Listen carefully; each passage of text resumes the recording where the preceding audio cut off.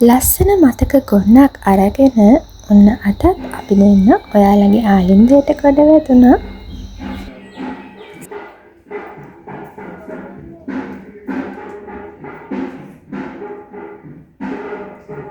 උදේම පන්සල් එන්න අපි දෙන්න හරිම කැමති.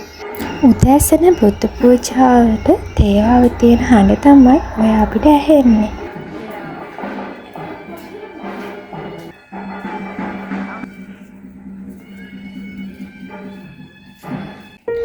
උදේම නැගිටලා කිරි ආහාර හදාගෙන තමයි අපි පන්සල් ආවේ. ඉතින් මේ අපි හදාගත්තු කිරි ආහාර ටික ජයශ්‍රී මා බෝධියට පූජා කරන්න තමයි මේ යන්නේ.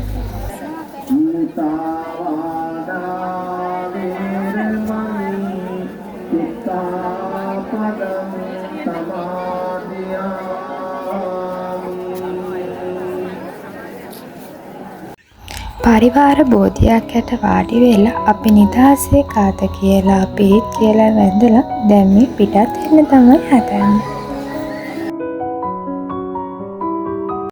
ඉතින් මම බෙලිකොල කඩන් යන්න තමයි මේ ආවේ. ඉතින් මම පෙන්නන්නම්කෝ මම බෙලිකොල වලින් මොනවද කරන්න හදන්නේ කියලා.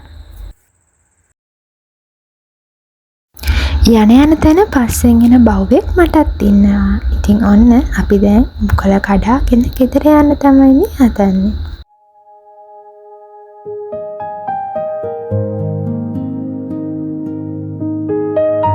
බෙලිකොල කඩන්න යන්න කලින් ඉප පත්තු කරලා වතුර එකක් තියලා තමයි මම ගියේ. ඉතින් මේ බෙලිකොල හොඳට හොදලා මම මේකට එකතු කරගත්තා. බෙලිකොල වතුර වලින් නාපුවාම සෙමට හොඳයි. ඒ වගේම අපේ ඇඟේ තියෙන දාඩිය ගඳ අඩු කරගන්න පුළුවන්.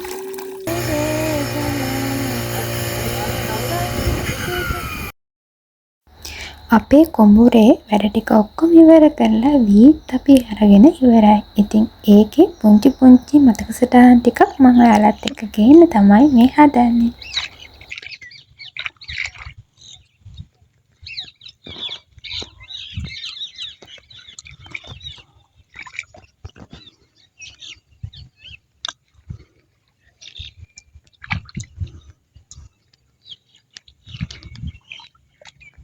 ඉතින් මේ වී වපුරන්නේ මගේ මහත්තයයි එයාගේ තාත්තයි. මේක බලන් ඉන්නකොට ලේසි වගේ හිතනට හරි අමාරු වැඩක්. මඩ කොටක ඇවිදිනකොට කොච්චර අමාරුද. එතකොට හිතන්නකෝ මේ වගේ තැනකට ඇවිදිනකොට දැනෙන අපහසුතාවය. කකුල් දෙකට වගේම අතටත් හරිම මහන්සි. හැබැයි මේ මොන මහන්සිය දැනුණත් හිතට දැනෙන සතුට නම් වෙන කොහෙවත් ගන්න බැහැ. පුංචි වැවකින් වතුර අරගෙන කරන නිසා අපිට අවුරුද්දට එකම එක කන්නේයි මේ කුඹුරේ මේ විදිහට වගා කරන්න පුළුවන්. අපි හරි ආසාවෙන් තමයි මේ වැඩ ටික කරන්නේ.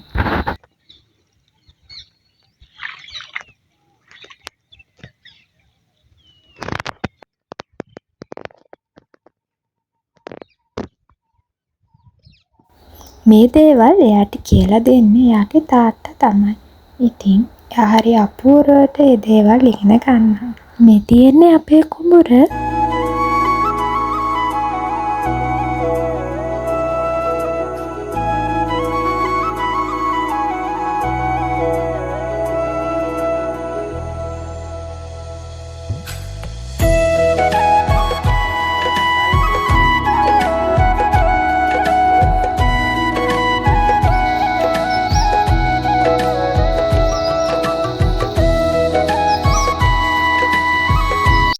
බුදුන් වැඳලා පොල්යාර දානිය දෙන්න තමයි මේ අපි සූදානම් වෙන්නේ. මේකට සම්බන්ධ වෙන්න පුළුවන් පිරිමි කට්ටියට විතරයි. ඉතින් ඔන්න මමත් පැත්තකින් ඉඳලා එයාට සහයෝගය උපරිමයෙන් දුන්නා. පොල්යාර දෙවියන්ට අපේ අලුත් හාලින් හදාගත්තු කිරිබත් වලින් මේ පූජා කරන ආකාරය තමයි ඔයාලට මම පෙන්නලා තියෙන්නේ. මගේ මහත්තයා තමයි හරි ශ්‍රද්ධාවෙන් මේ පූජාව පවත්වන්නේ. පොල්යාර දානේ දීලා ඉවරයි. මේ බලන්නකෝ දෙවියන්ට පුදුපු යහනේ ලස්සන. ආයෙත් දවසක හමු වෙමු.